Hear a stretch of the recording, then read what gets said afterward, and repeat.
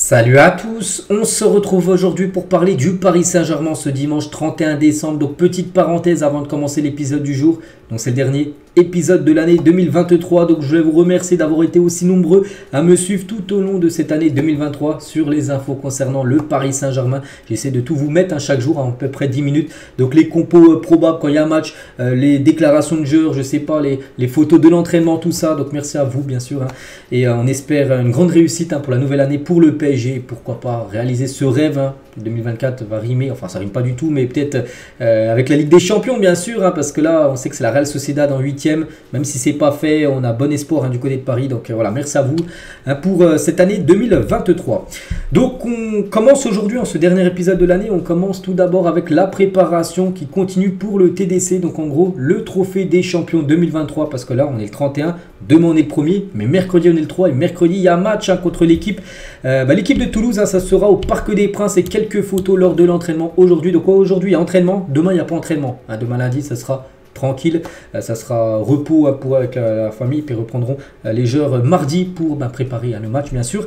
De mercredi on va commencer à en parler de plus en plus de ce match où il y a un titre à aller chercher dès mercredi prochain. Donc Gonzalo Ramos, on peut voir le jeune Warren Zaïre, on peut voir Fabien Ruiz avec Ethan Mbappé, je ne sais pas c'est qui à droite, j'arrive pas à voir de dos. Kolo Muani bien sûr, présent à l'entraînement. Ousmane Dembélé, tiens, ça fait plaisir, j'avais pas vu encore de photos de lui lors du jour, depuis la reprise on va dire à l'entraînement. Donc Mbappé aussi, présent bien sûr, Kylian Mbappé avec son ami Achraf Hakimi qui devrait bientôt quitter bien sûr le groupe pour aller du côté de sa sélection pour préparer bien sûr la CAN. On peut voir aussi Keylor Navas qui est de retour, ça fait plaisir. N'oubliez pas qu'il est blessé depuis quelques temps, douleur lombaire, donc douleur au dos. On peut voir qu'il était présent aujourd'hui à l'entraînement. Keylor Navas, donc un gardien bien sûr, toujours fidèle au club. Nuno Mendes, et ça c'est quand même la très bonne nouvelle du jour les gars, en ce dernier jour de l'année, Nuno Mendes a repris l'entraînement. Donc le latéral gauche portugais reprend la course plus de 8 mois après sa dernière apparition en compétition où il a joué un match 8 mois, on sait qu'il a été blessé et voilà, bon c'est pas qu'il a repris l'entraînement là qu'il va jouer mercredi, pas du tout, maintenant il faut qu'il revienne à la compétition.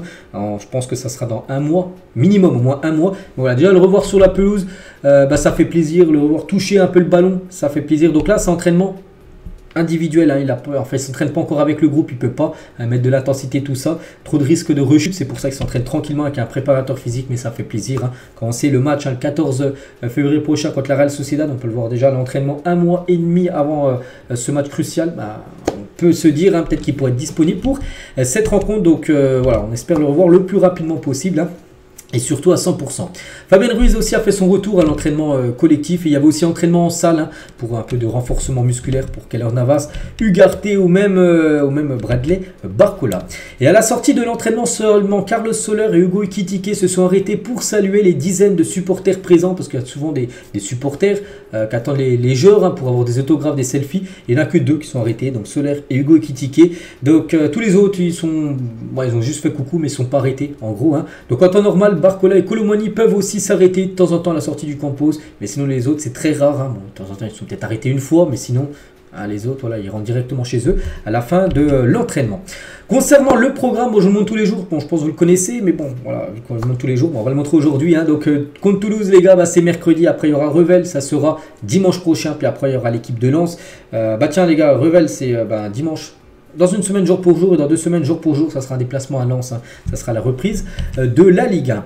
Et concernant le match là qui arrive en premier, le match contre Toulouse, le trophée des champions, donc voilà, on sait que déjà c'est au parc et en gros, on peut voir le pourcentage de supporters, il y aura 86% de supporters parisiens contre seulement 13% de supporters toulousains.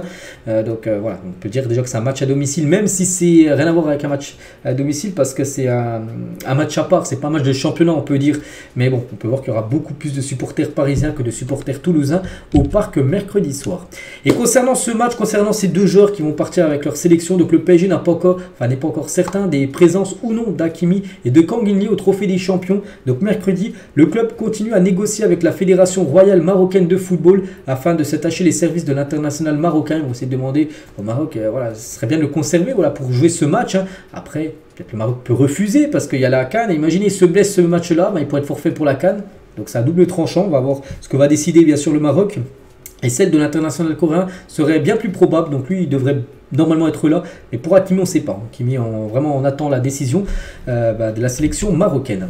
Concernant le match contre Revel, on peut voir tous les arbitres. Et nous, ce qui nous intéresse, c'est le match. Donc là, il est là, Revel PSG. Donc ça sera Florent Bata qui sera l'arbitre de cette rencontre qui aura lieu dimanche prochain, 20h45. Regardez le classement par rapport aux meilleurs buteurs de l'année 2023. Et notre attaquant, bien sûr, Kylian Mbappé figure à la deuxième position, ex aequo avec Harry Kane. Donc du coup, 52 buts pour Mbappé. Il y a seulement Cristiano Ronaldo qui a plus marqué que Mbappé sur cette année 2023. 54 pour Ronaldo, 52 pour Kylian, qui a encore dépassé la barre des 50 buts. Qui nous refasse la même chose là dès l'année 2024. Et en parlant de Kylian Mbappé, on sait qu'on en parle beaucoup parce qu'il arrive en fin de contrat, on le sait maintenant dans moins de 6 mois. Donc au PSG, il y a un sentiment de confiance concernant une prolongation de contrat de Kylian Mbappé. Paris dit voir un joueur heureux au quotidien. C'est vrai qu'à l'entraînement, tout ça, il montre un sourire, on peut dire. Après, c'est pas qui sourit qui va prolonger. Bien sûr, là, j'ai pas dit ça. Mais il y a un sentiment de confiance, on peut dire, du côté du club. Donc, les plus optimistes au PSG imaginent même un dénouement plus rapide qu'en 2022, soit bien avant la fin de la saison. Parce qu'en 2022, quand il avait prolongé son contrat, ça avait été vraiment toute fin de saison. Donc là, même, il y en a qui pensent qu'il pourrait même prolonger très rapidement. Après, voilà, il peut aussi quitter le club, parce que voilà, il n'y a que lui qui sait ce qu'il va faire. Mais voilà, il y en a qui sont plutôt optimistes. Donc moi, je ne dis rien, parce que l'été dernier, pour moi, je pensais qu'il allait quitter le club. Bon, il est resté, tant mieux. Là, je dis rien. Voilà, comme ça, on verra au fil des jours ce qui va être décidé. Mais bon, moi, je préférais et je kifferais bien sûr qu'il reste. Parce que quand on sait l'importance qu'il a, voilà, perdre Mbappé serait bien évidemment une catastrophe. Parce qu'actuellement, il n'y a aucun joueur qui pourrait remplacer son rendement qu'il a, bien évidemment, en attaque, à part peut-être Haaland. Mais bon, PSG, City ne lâchera pas, bien sûr, Haaland. Bref, le frère de Moscardo, un nouvel recrue. Regardez, à Paris Night, donc voilà, c'est son frère et peut-être Moscardo était aussi présent, donc ils ont visité bien sûr la magnifique ville de Paris. En parlant de Beraldo, l'autre recrue, où ça va être officiel, vous allez voir là d'ici quelques jours. Bref, on peut voir qu'il a suivi déjà le PSG et aussi ses nouveaux coéquipiers comme Marquinhos, comme Ugarte, comme Moscardo, l'autre recrue, Danilo, Vitinha, et voilà une longue liste des joueurs parisiens qu'il a commencé à suivre sur le compte Instagram, même si pour l'instant ce 31 décembre c'est pas encore officiel. On touche au but, Fabrizio Romano le dit, Moscardo et Beraldo ont tous deux passé des examens, ils ont passé leur visite médicale, tout est ok. Donc voilà, tout est fait, tout est scellé, tout est ok. Il manque juste l'annonce officielle du club qui devra intervenir dès le début de l'année prochaine. Donc en gros, dès demain. Demain, normalement, il y aura peut-être une annonce officielle du club en annonçant bien sûr les arrivées des deux joueurs, bien sûr, pour le transfert. Bref, on continue avec Marquinhos. Quelques déclarations de Marquinhos, les gars. Donc très heureux de jouer tous ensemble. Donc le capitaine est revenu, bien sûr, par rapport à ce début de saison. Tout d'abord, le parc, c'est notre force. On se sent bien et très confiant quand on a nos supporters avec nous, avec cette ambiance de fou durant tous les matchs de poule à la maison. Même à l'extérieur, ils étaient là. Mais le parc, ça reste spécial, bien évidemment. C'est pour ça que le PSG est beaucoup plus performant. C'est à domicile plutôt qu'à l'extérieur. On a pu le voir cette saison en Champions League. Marquinhos, toujours, on est costaud, on est fort, on a fait de bons résultats. Et puis ce but à la dernière seconde contre Newcastle, ça montre la force de cette ambiance au Parc des Princes et de nos supporters. C'est vrai que ce but a été très important parce que si on regarde le dernier match, en gros, si il y a eu un partout contre Dortmund, donc si le PSG n'aurait pas égalisé contre Newcastle et aurait perdu le match 1-0, et le PSG aurait fini troisième de sa poule. Ça aurait été l'AC Milan qui aurait été devant l'équipe du Paris Saint-Germain, vu que l'AC Milan avait gagné contre Newcastle. Donc voilà, c'est joué à rien. Donc ce but a été très important. Je ne sais même plus qui avait marqué. De Mbappé, bien sûr, c'est Mbappé qui avait égalisé. Voilà, je cherche sur penalty contre Newcastle, je vous parle. Marquinhos sur le tifo face au Borussia Dortmund. Il a dit: je pense que commencer une saison européenne avec un tifo merveilleux, une ambiance folle, on le sent à chaque ballon, et qu'ils sont présents à nous pousser à chaque fois, ce qui montre notre force. Il revient aussi sur le match face à Newcastle, où il n'avait pas, on se souvient de sa passe en plein dans l'axe qui avait mené au premier but du match pour Newcastle. Il a dit: j'étais blessé, je vois sur la télé qu'il y a un pénalty. Alors bon, lui, pour là, il parle du match retour. Mais voilà, mais on se souvient de son match aller où il a fait une grosse boulette. Bref, donc au match retour, il n'était pas, il a dit, donc je suis sorti, je suis allé dans le tunnel pour voir le penalty depuis le bord du terrain. C'était de belles émotions, parce qu'il n'était pas présent pour cette rencontre, il était blessé. Marquinhos. Toujours avec lui, j'aime ce que nous avons appris dans cette campagne européenne. Nous sommes une des équipes qui s'est créé le plus d'occasions, c'est vrai, mais peu de rendement, c'est dommage. Hein. Alors que nous avons joué contre de grands adversaires qui savent bien défendre et qui sont forts tactiquement. Il a également parlé de Zaïre Emery, hein, il travaille beaucoup, il est très à l'écoute, il se donne toujours à fond quand tu as le talent et la bonne mentalité. Ce n'est pas surprenant de réaliser de grandes choses. Hein. Et toujours, tiens, sur Zaïre Emery avec Marquinhos, toujours, hein, je ne suis pas vraiment surpris par Warren. Hein. On le voit tous les jours à l'entraînement, ça fait 1 an qu'il est avec nous, on savait que c'était un talent et aussi très bien éduqué et il est très professionnel, hein, bien évidemment. Le joueur qui a seulement 17 ans, hein, Zaïre Emery. Il parle de la Real Sociedad, futur adversaire, on sait de l'équipe. Il a dit nous allons avoir 2 matchs importants, mais nous connaissons notre force à la maison. Le match aller, n'oubliez pas, sera à domicile. Le retour sera en Espagne. Donc pour ce premier match qui sera à domicile, il faudra vraiment pousser, être confiant, mettre tout en œuvre pour décrocher un très bon résultat. Oui, ça sera très important déjà de gagner. C'est obligatoire, les gars. Un nul, voilà, tu ne te mettrais pas dans des bonnes situations pour le match retour. Il faut gagner. Et si possible, avec le plus de buts marqués, hein, bien sûr. Et le PSG, on sait qu'ils peuvent le faire à domicile. Hein. Donc voilà.